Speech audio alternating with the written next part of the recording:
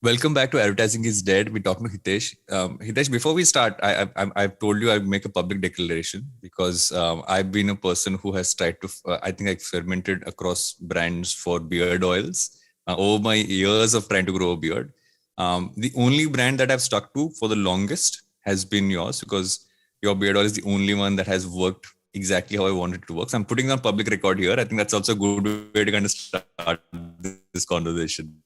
No, great to hear that. And I think you've got a great beard. If you wouldn't have mentioned about Man Company, I would have anyways complimented you for your beard. So good to know that. I mean, one of the reasons is Man Company's beard oil. So yeah, good to hear that.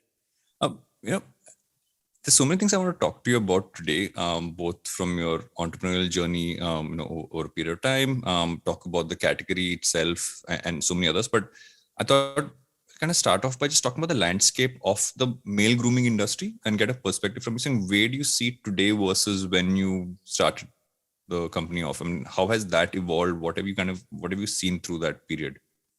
Sure. Yeah. So I think when we were starting out, in fact, before starting out, I'll probably share the reason why we started out. I was running a dating app called Truly Madly, Yes. right, which is still, I think, one of the leading players in India.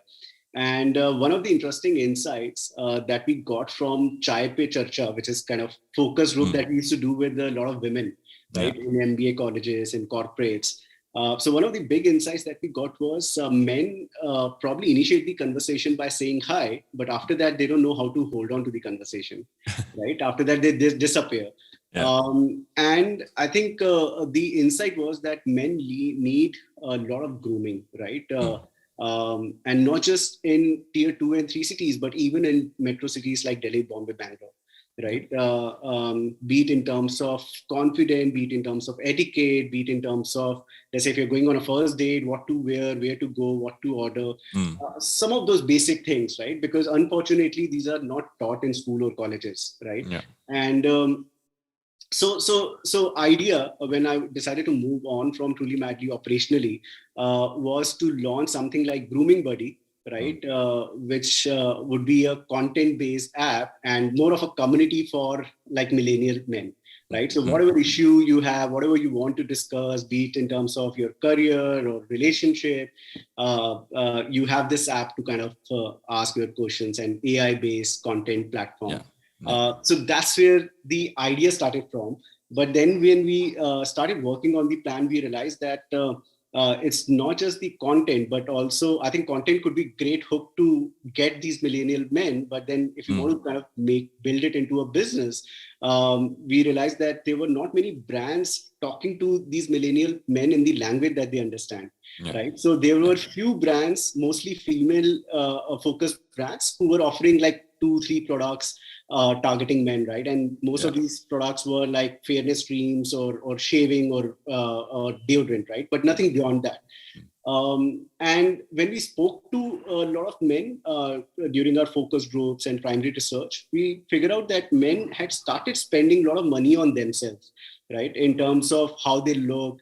So just to give an example, I think an average man goes to salon twice a month, right? Whereas a woman probably goes to a salon 45 days after every 45, 60 days. She might be spending a lot more, but then men have started spending on services like beard grooming, on facials, pedicure, manicure, etc., right? Apart from the usual haircuts.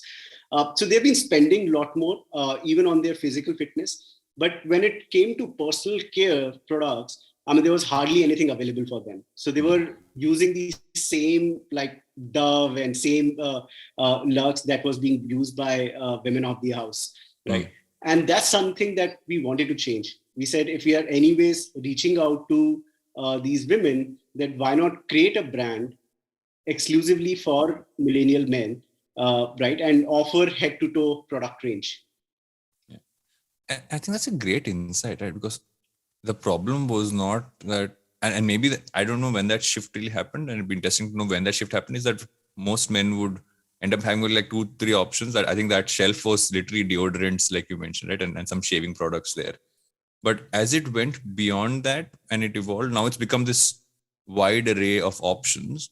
So when you look at the consumer today, say millennial and maybe early Gen Z now, What do you see that they're really looking for from a male perspective? Because I feel that if you look at this brandscape, I think the category of men's grooming is still so nascent in just like how much it's under indexed. But if you look at, let's say, the women's side of things, there's so many brands there, so and so many options.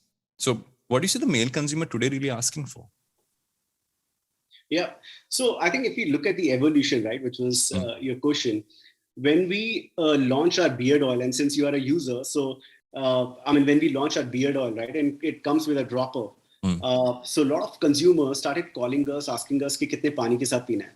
Right? And that was the time we realized, because I think consumers were assuming that this is more like a homeopathy medicine that you need to have it with water or whatever. So I think the insight that gave that kind of incidents gave us was that we just don't need to create category awareness, but we need to create a lot of product awareness as well, right? And that's when we started creating a lot of content around how to use, benefits of the ingredients that we are using, application, etc., right?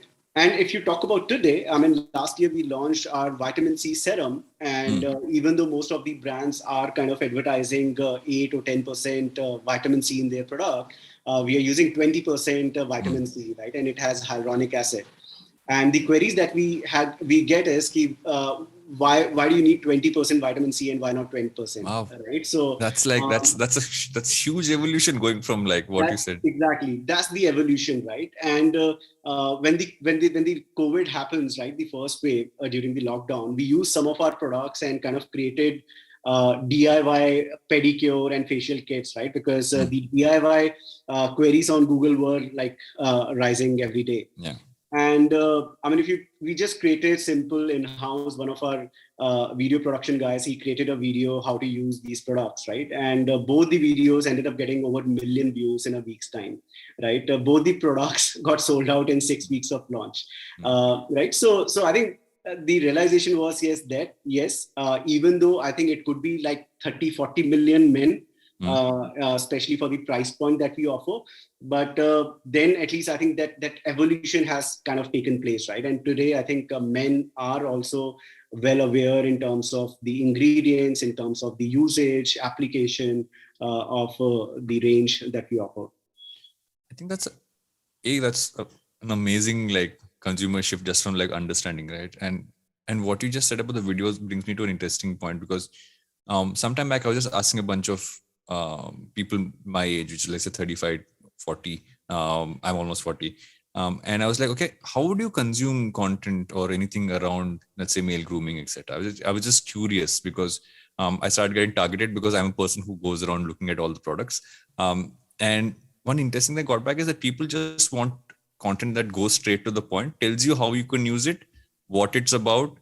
Don't give me like gyan beyond that. Don't try to get into the frilliness of it.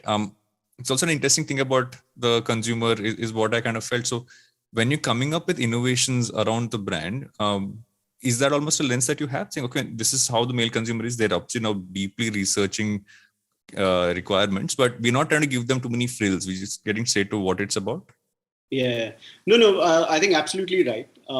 So good thing is that we have a very strong D2C channel, right? So today we have almost 13-14 lakh consumers who would have bought in last 5-6 years from our own platform. Yeah. So we do a lot of these consumer insight surveys, right? Where we reach out to our consumers, asking them, one, obviously the feedback for the products that we are launching, but also a lot of questions around the requirement, around the pain point that we are not serving today, but they probably have this pain point and they are looking for a product for just to solve that, or even in terms of what ingredients they are looking for, right? Or any changes that we can do in our existing range. So we kind of work very, very closely with our consumer base in that sense. In fact, we have created a small focus group of brand evangelists. So these are consumers who buy like twice a month from the website, right? And so they now co-create all the products that we launch in the market, right? So before launching any product, they get the samples, they share their feedback, we iterate the product multiple times. Yeah. In the time we get NPS of 85 from these 150 consumers, we don't launch a specific product, right? So that has kind of become a benchmark. So I think in that sense, yes. I mean, a lot of insights. Men like it simple. They don't like complicated stuff. Yeah. They are looking for ranges, right? So every 6 months, they would like to try something new, be it in terms of face wash or in terms of fragrance that they are using. But then I think if they're stuck with a brand, I mean, they like to kind of, I mean, have a no-brainer decision in terms of what they want to buy next, right? So, so they like things simple. And how has that led into, because when I look at the brand, and I think this is a problem primarily with, I would say a lot with male grooming, is that the tendency is to go very, okay, I am this like macho man who's going after women, which is the most generalized put it, but that happens so often in this category.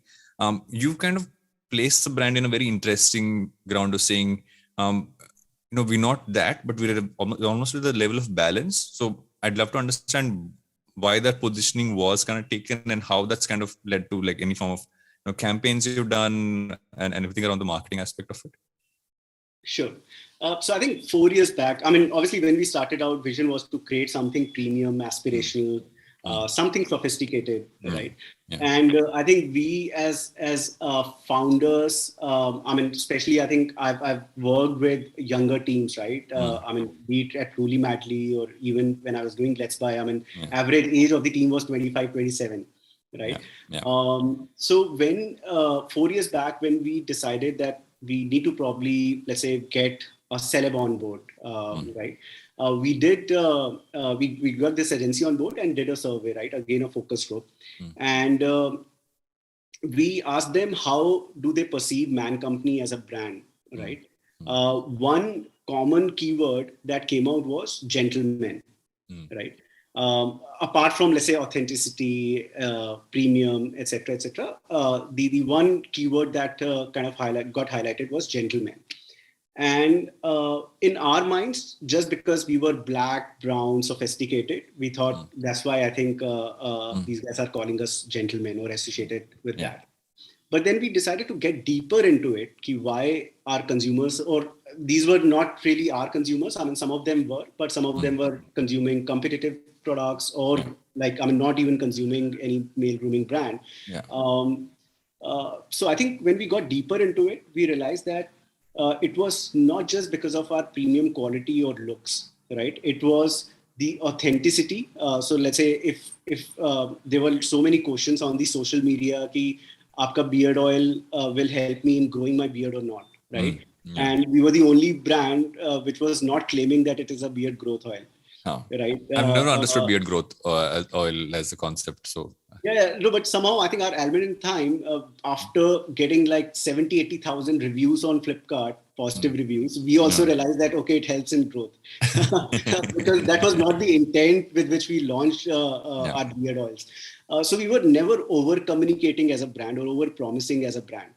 And when we asked these guys, what do you think is today's gentleman, right? Who do you define as a gentleman?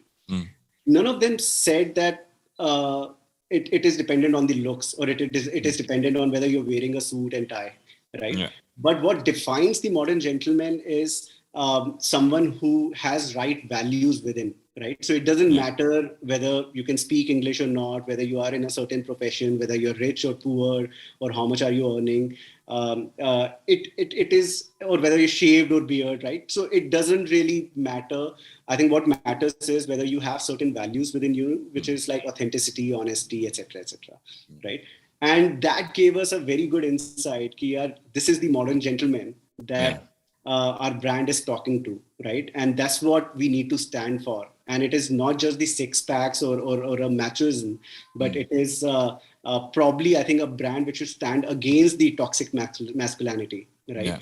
And start talking about it, because none of the brand had really spoken about or spoken against the toxic masculinity that we have prevalent in the country, right? So I think that gave us a very strong insight. And then we obviously got Ayushman on board, did one campaign with him, which was nothing but a brand manifesto, right?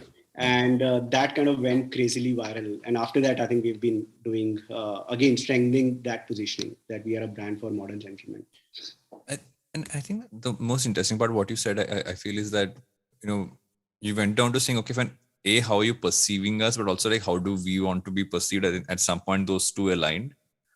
And that many times doesn't really happen with brands. Sometimes, what you're perceived as versus what you believe you can be, it takes a while to kind of get there. And it's interesting that happened with you guys. And as well, just the fact that even like the fact that you got something like an Ayushman on, and all communication which I've seen has kind of stuck to that part. And as that's gone ahead, how has that evolved in terms of the campaigns you do? Do you now look at it saying this is the kind of man we're going after, or have you kind of seen that even this category is kind of evolving into multiple parts? I mean, if you look at this consumer, who is this? I'm going to call it the gentleman consumer, since you've named it that. If you had to break them down, how would you kind of break down that consumer? Mm-hmm. Yes, so I think unlike traditional FMCG companies, whenever they used to segment their consumer, they used to look at like SEC A, B, certain age group, certain salary, right? But I think what digital, especially for brands like us, which are digitally native, I think what digital has done is kind of broken all those boundaries, right? So now, I mean, when you're launching a campaign or when you're launching a product, you're not just reaching out to people in Delhi, Bombay, Bangalore, right? A 25-year-old guy in Ajmer probably has higher aspirations than a 25-year-old guy sitting in Gurgaon, right? Because he's consuming the same content, but he never had access to like certain brands, I mean, which are high quality, slightly more premium, etc. Right. So I think in that sense, we define our consumer as 18 to 35 age group, right? Which is a very wide age group when you look at FMCG. But yes, these are like millennial plus bit of Gen Z men, right? So that's what we focus on. We don't really believe in segmenting it further into what they are doing, how much they are earning.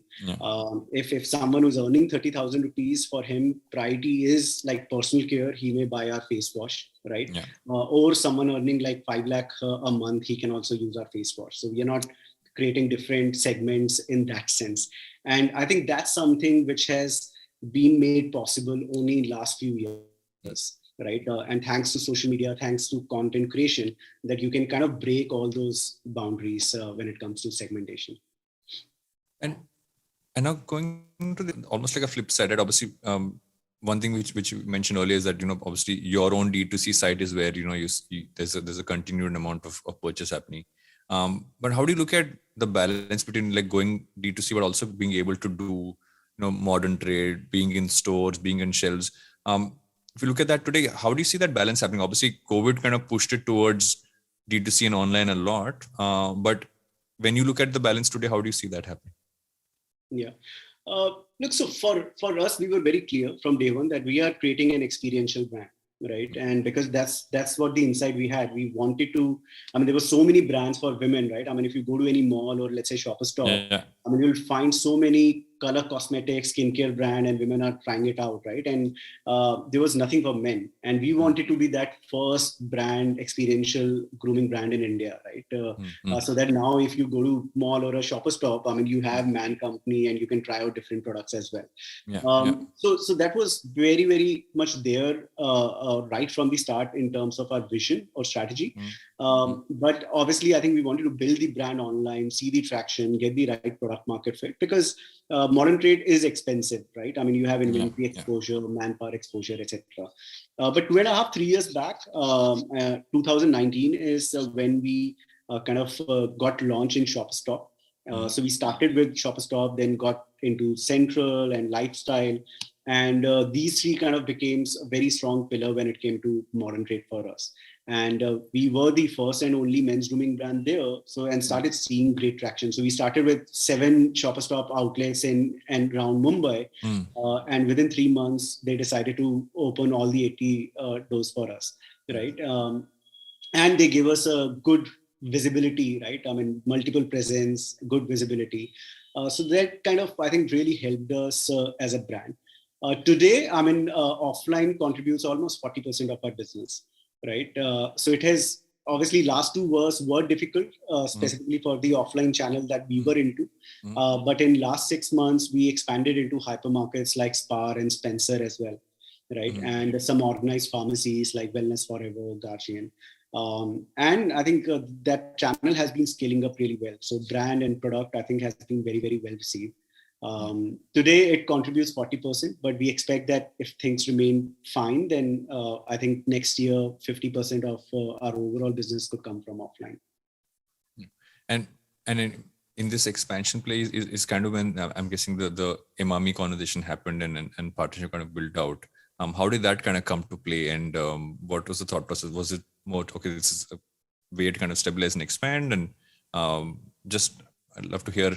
I always find it interesting when these pieces come together, because you're kind of putting together what is obviously large scale companies are built over time, but you have newer companies that have really been able to catch the consumer today becoming a part. So just love to hear a little bit about that as well. Yeah. Look, so I think Emami, invested in us for the first time in 2017. So that time we were only available on our own website, right? So we hadn't even explored Flipkart and Amazon that much, right? So offline was very far off. I think that was not part of the strategy, but yes, I think one of the reason to kind of partner with them to use their offline channel, right? But then obviously I think we realized that Emami as a player, as an incumbent FMCG player, focuses a lot more on mass market, right? So their focus would be general trade, and even within general trade, it will be more like B and C level stores, right? Or rural market. And we believe that as a brand right now is not the right time to kind of leverage on that channel. Right. So that may happen like 2-3 years down the line. But right now, I think there's enough juice in online and the modern trade that we are doing. So yes, I think to answer your question, for Shopper Stop Lifestyle, yes, we couldn't use their expertise. But for GT, yes, we'll be using their expertise, and more so for international expansion, because I think Emami today, I think almost 15% of their revenue come from their international business, right? And globally, I mean, if you look at countries like UAE or Russia, GT is very strong, right? It is mainly modern trade. And that's where our brand kind of fits in really well. So I think that will start playing out from this year, most probably. I have a bunch more questions to ask you, especially on your journey, because you meet a repeat founder of companies who's been able to kind of build businesses. I always want to kind of dig into that part, but I know we need to go for a break. So we're going to take a quick break. We'll be right back with advertising instead.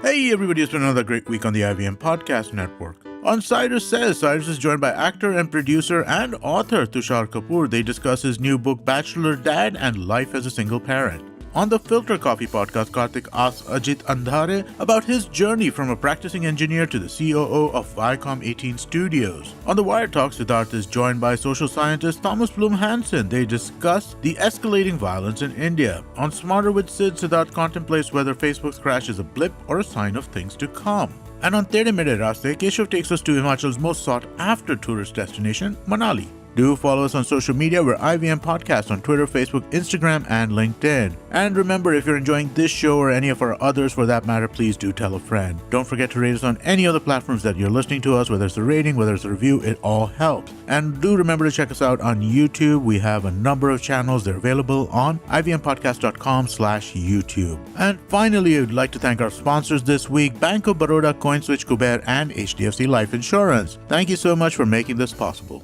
Welcome back to Advertising is Dead. This will talk to Hitesh. We've run through, I feel, to a fair amount of depth on the male grooming aspect. But I think what's interesting about you is that you've also built multiple businesses. You had an interesting professional journey in that sense. I want to start off with your first venture, but also want to ask you that what led you to being an entrepreneur in the first place? Go like way back to Let's Buy. How did that kind of happen? What was the journey leading to that point? Sure. Look, so I think when I did my MBA, I got placed in this company called Hiteshs Technology. So it was based out of Singapore. So 4-year-old company doing more than $1 billion revenue. So I joined this company as a management trainee, and I was very excited to join this company because it was started by my alma mater. And it was more in supply chain and distribution. And I think I mean, during MBA, I did a couple of projects around supply chain and found it to be kind of exciting enough.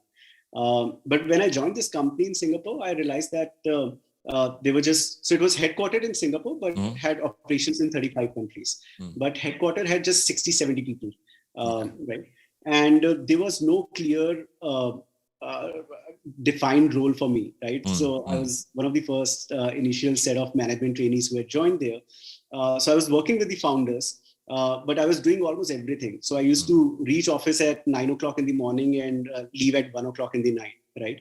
And I was interacting with all those 60 people day in, day out. And I think that, in hindsight, gave me so much learning, so much exposure to different verticals within an organization, right? How finance works, how HR works, marketing, branding works, management, how management thinks of all these things, and team building, etc. So even though I think that time it was a short stint and I had to kind of move back to India, but then I think that kind of kept that excitement going for the startups. And when I moved back to India, I ended up joining again another startup in advertising space, online advertising. So back then, online advertising was just taking off. I mean, Google hadn't set up their office in India. So this was in 2005. And a couple of my friends were starting out Quasar Media. So I joined there as a kind of third or fourth founding member and created an online advertising network for them, right, which was called Tyru, which still exists. And again there, because I had to learn so much, I didn't know anything about Google, how Google makes money or how online advertising work, but worked so much with affiliates like Booking, etc. And obviously we were building the team out, we were building the businesses out. So again, I think I was more of an entrepreneur, building a vertical within a company. But I mean, both these stints kind of gave me enough exposure in how to kind of create a company, create a business, right? And when I was working with Quasar, I realized that I was managing few accounts like Make My Trip, India Time Shopping, eBay. And I think I realized that eBay back then was selling one mobile phone every 3 minutes. I mean, today, Flipkart sells like few hundred, few thousand every second, but one laptop every 12 minutes, right? So I think that kind of gave me a good insight in terms of that, yes, I think people have started buying these products online. But when I was working with ISIS, I realized that Apple in US was doing $1 billion. But in India, I mean, brands like HP, so ISIS was into distribution, HP, Microsoft, etc. In India, none of these brands were focused on e-commerce because there was not even a credible platform to sell authentic electronics. Right? So I think that gave me insight. I started Let's Buy. I wanted to be first player selling 3 C's, I mean, consumer electronics, communication, computer peripherals, etc. So partnered with a lot of brands to launch that. So ran that for 2.5 years. And then Flipkart ended up acquiring us. And after that, took a 6 odd months sabbatical. Then met That's always a good thing to do. And this is a question I ask because I'm personally from a company that got acquired as well. And I always talk to founders saying, it's always, I believe that a founder's mindset is always, okay, you'll say you'll take a year off. You never last the year. So for you, it was 6 months. Then I'd put it that way. Oh yeah, and it was the most difficult 6 months of my life because I think when we were building Let's Buy, it was a roller coaster ride. I mean, we were there were so many days where me and my co-founder Amanpreet, who heads Airbnb now, we used to sleep in office because next day again, our office was in Ladassarai. Both of us were staying in West Delhi. So it was a roller coaster ride. So taking a 6 month long break, I think first couple of months I really loved, but then after that it kind of, it was more of a networking time pass, just meeting people, understanding what would be the next thing. And then how did Truly Madly happen? How did that kind of? So I think during those 6 months, I ended up meeting Sachin Bhatia. So Sachin was co-founder of Make My Trip, and he had just exited Make My Trip, and he was my client when I was working with Quasar. Okay. So Sachin was looking for his next stint, and I was in a similar situation. So we both kind of started evaluating different verticals. So he had few ideas, I had few ideas. And we realized that matchmaking was one space which wasn't disrupted, right? I mean, there were Shadi, Jeevan Sathi, Bharat Matrimony, but they were all like Web 1.0 companies. Yeah. And whereas market was moving more towards mobile first, personal, right? So we figured out that there were a lot of, I think, pain points when it came to women, right? I mean, they were not comfortable in uploading their profiles or managing it. So wanted to create a women first dating plus relationship app for India. Yeah. Right. And that was the idea. So started with Truly Madly, I think in 2000. So we started working on it in 2012 and ended up launching the company in 2013. So got Rahul, who was again working with the Make My Trip as a co-founder. So three of us got together and kind of started it. And you spoke about how the Man Company came to be, but when I look at all these three stories, I see a common thread that is almost like you're seeing you're in a space, you're seeing an opportunity, either opportunities from a person who you've interacted with in the past, or from a category that you're looking at, or something that you're working in, and that's what I've gotten from this one small part that you kind of said. If you had to look back at your entire journey as an entrepreneur, what are the things that you kind of learned, which of this period, which you think that anybody who wants to be an entrepreneur already is right now, or anybody in this professional space can kind of tap into? Yeah. No, I think absolutely right observation. So yes, if I connect the dots, I think all these three were more like blue ocean opportunities, right? And so I got attracted towards that. So I think when it comes to starting up, there are two kind of opportunities that an entrepreneur should look at, right? So one is blue ocean, where there's no TAM today, but you believe that, yes, I think disruption will happen, right? And you get into it. It can be a hit overnight, like what happened with the Let's Buy. I think e-commerce kind of just got a boost, right? And Flipkart and I think everything happened during that time.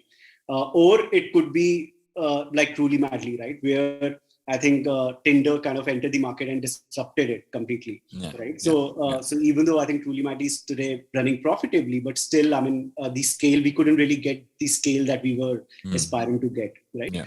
So when you go after blue ocean, it could happen either ways. Second kind of opportunities where the TAM is pretty big, right? So let's say if I look at the skincare market, women's skincare is already a huge market, right? And there, if you have to get into, you just need to crack the product plus brand market fit, right? You don't really need to prove or create the market, right? So it probably requires a bit less effort, but yes, I think that also is an opportunity. So for me, I think the biggest learning is that for whenever, let's say, I need to do my next venture, I'll probably go the second way, right? The TAM already exists, and we need to put in probably less effort and kind of scale up faster. So I think that's one learning. Second learning, I think that we had from Let's Buy is that VC money should never be oxygen to your business, right? Because generally what happens is, if you're in a high scale, high burn business, right, and tomorrow if the taps, VC taps kind of dry up, then you're dead, right? You don't have a U-turn. So that's something that I learned, and probably I think that something that reduced my risk appetite as well. And that's why I did Truly Madly, which was a cash flow positive business, or Man Company, which is a very low burn, high gross margin business. But yes, I think that's the personal learning I had from all my stints. And what I also like to ask you is that when you're hiring people, I was going through some of the, and this is one I think podcast you were on, which is pinned on your LinkedIn, which I was running through. And I think there's something which you said, which I thought was very interesting. You said that you prefer attitude over pedigree. It's something that popped up at me. And I always like to ask founders and people who run businesses, saying, what do you look for when you hire people? Because I think in modern teams, you require people with a certain mindset. So from across the board, what do you look for? But especially this line, because it stood out to me. Was it in terms of team? But where does that thought process kind of start with? Yeah. Look, I think what I meant was that, yes, I don't believe in, and obviously for specific roles, you need to hire pedigree as well. But I think when you're building your core team, right? And by core team, not just the founders, but also the founding members, especially the like first 20, 25 hires, right? I think what matters the most is the right attitude, right? So it doesn't matter whether you're from IITs or IIMs, right? But what matters is whether you can give your 100 or 120% to the startup or not.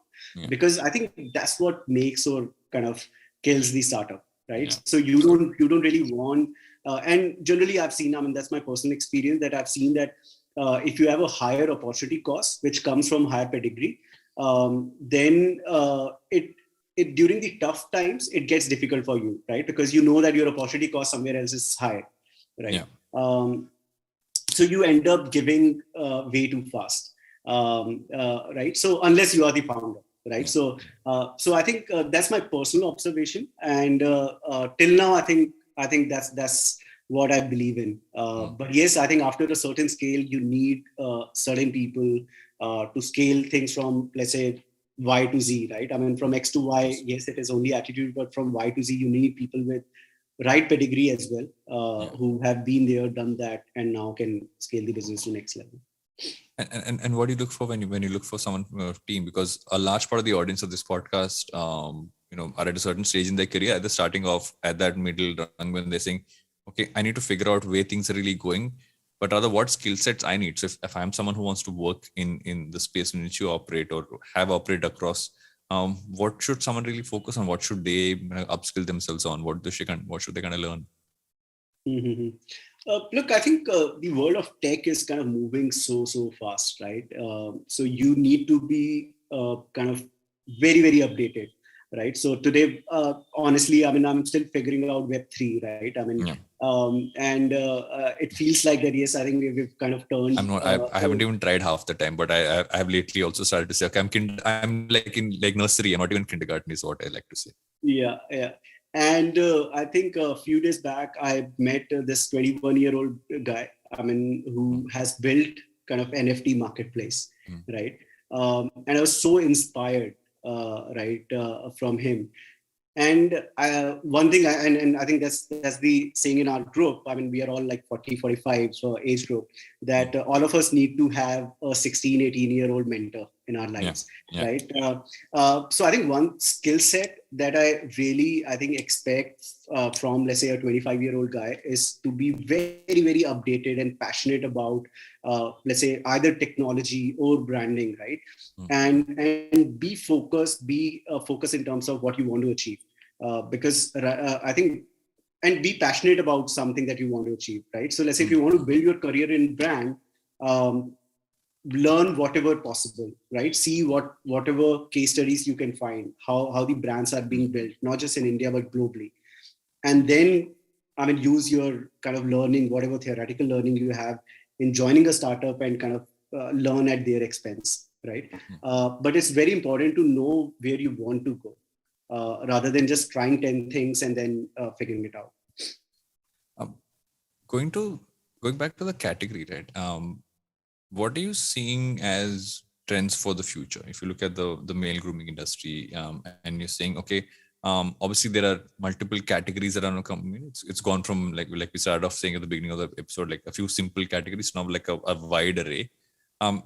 What are you really doubling down for the future and saying, okay, these are categories we really see as growth areas? What are almost product lines which weren't even considered like a year ago, which you're now saying this is definitely one of the biggest ones coming up? So what are you seeing in that space? Yeah, I think there is a very strong convergence happening between, I would say, beauty and health, right? Or beauty and wellness. I think everyone realizes that it is not just the application, right? So it is also about the consumption, right? What you're consuming and your overall lifestyle, right? What you're doing during the day that helps in identifying how your skin is going to be, let's say, when you turn 50, or how your hair are going to be. So I believe that conversion between beauty and wellness is going to be the next growth phase. And I think as a brand, we've already kind of plunged into that space, right? So at least recently we got into ingestible space, where we've launched these a very interesting new format of nutraceuticals, right? So these are like dissolvable strips, in different flavors. So you just put it on your tongue and it gets dissolved. Because we realized that I think millennial men, or I mean Indians as such, they don't like to pop tablets unless doctor prescribes for them, right? And within a week, 10 days of launch, we've already seen that our look better, right, which is nothing but biotin in a strip, has started doing exceptionally well, right? So what that means is that, yes, I think people realize that it is not just the biotin shampoo that you need to apply, but you also need to consume biotin in your diet, right? And that's something that we believe will probably drive the, I think, next scale or next growth lever for the brand. It's interesting you say that, because that's a category which I've started to like consume a lot of, like everything from gummies to I think the dissolvable strips. Like I said, I'm a perennial like sampler of all these categories. So I'm definitely going to check that one out as well.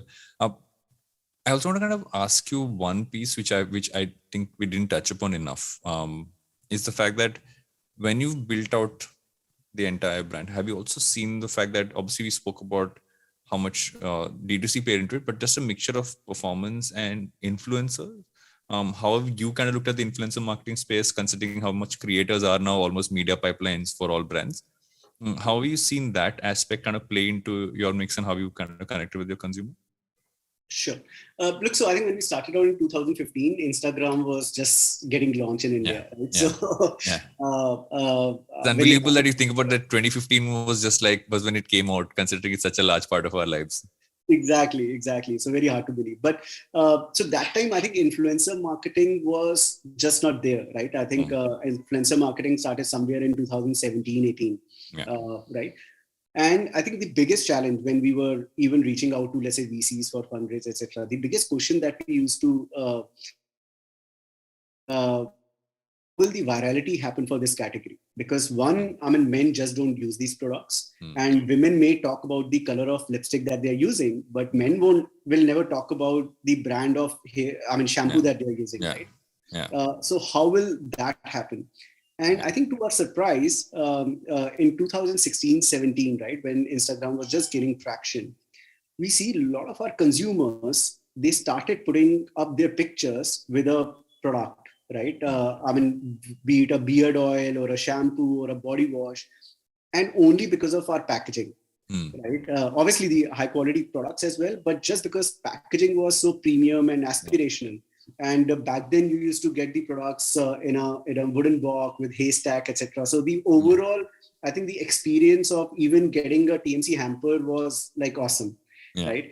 And I think that created a lot of word of mouth. And we believe that I think the initial set of influencers for the brand were our consumers, right, who were buying the product. And so they became brand evangelists. So I think first 7,000 mentions on the Instagram were all organic from the consumers, right? Wow. And after that, yes, I think we started, and especially during occasions like Valentine's, Raksha Bandhan, so big gifting seasons, we started partnering with the celebs, be it the actresses like Jacqueline and Pariniti Chopra, and also a lot of influencers, women influencers, right? Because we wanted to kind of reach out to women, and that was not the core audience that we had built. So the journey started there, and we believe that I think wherever we are today is obviously thanks to the influencer plus content marketing that we've done over the last few years. I think performance marketing, we realized early on, and I think considering my previous experience with Truly Madly as well, we realized that again, performance marketing is more like a tap, right? So the day you shut the tap and your business is like back to nil.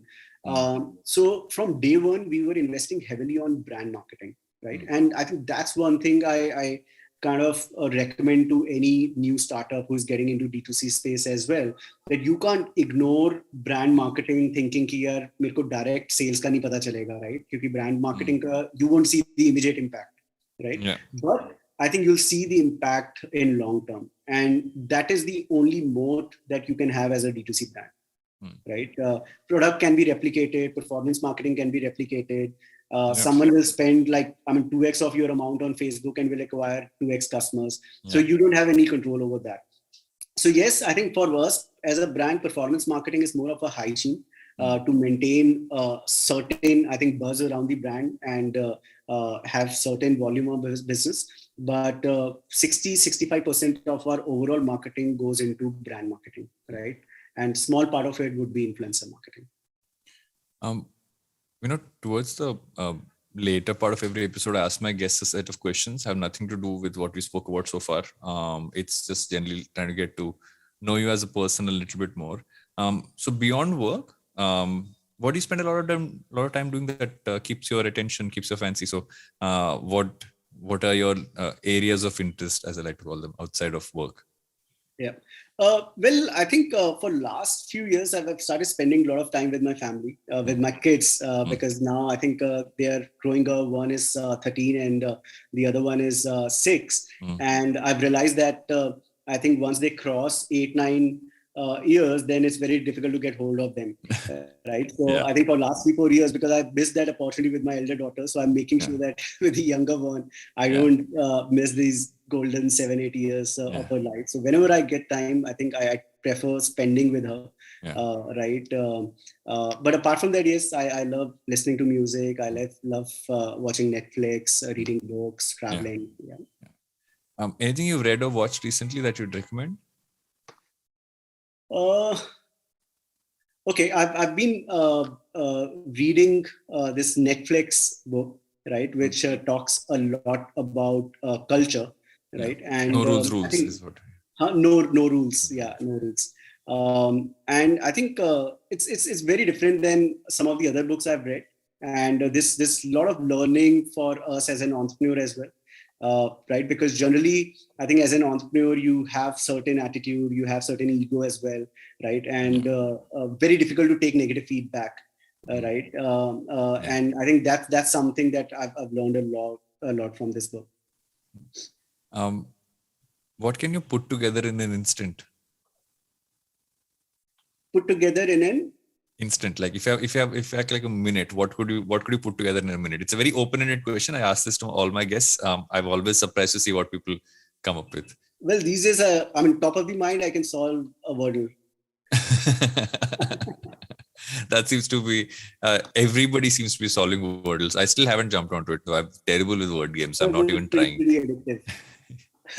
I'm not even trying. My last question to you is that why do you think the need for men to have products for grooming will not die? Considering we didn't have too many options, since the show's called Advertising is Dead, why do you think men's need for grooming products will not die? Why will we not go back to saying, okay, I just need like 2 things and I don't need more than that? No, I think, yes, I think men have been taking bath every day, right? I mean, they have been combing their hair, right? So it's not that we haven't been using the products. I mean, we have been using those 3-4 products and honestly, I mean, that's what you need, right? I mean, you can try out different stuff, but you need 3, 4, 5 products, not more than that. Right? And I think what we realize is that even if we target like 30 million men, right? I mean, which is our immediate target, and each one of them is using 4 products, right? So that's like 120 million. And considering that they'll buy these products every month, so obviously the number is huge and the TAM is huge, right? And we just need a kind of 5-10% of that TAM. So I think the market is huge and it will only continue to grow because men are also evolving. They are also demanding a lot more stuff, right? So just to give you an example, I mean, there were a lot of sheet masks for women, right? And if you have a beard, it's very difficult to kind of get it stuck on your face. So right? I mean, so we launched India's first beard-friendly face mask. Right, so these come in 2 pieces, and you can just apply it here. You don't need it here, right? So, so I think those kind of innovations will continue to, and that I think all those insights we get from consumers, right? So it's just that we are a consumer-first brand, and we believe I think millennial men, as they are evolving, they are becoming a lot more demanding as well. So they want hyaluronic acids, they want tea tree and mint face wash. And as long as they'll keep demanding, we'll keep on launching and offering them the right products. Thank you so much for doing this, Hitesh. It's been fabulous to talk to you and just kind of get an insight into a category which I feel is really kind of just like getting started in terms of scaling up. And always happy to chat, to understand certain sectors better. But more importantly, for sharing your learnings from across your journey as well. So thank you so much for coming on Advertising is Dead. So thanks for having me here. Great fun today. IVM IVM.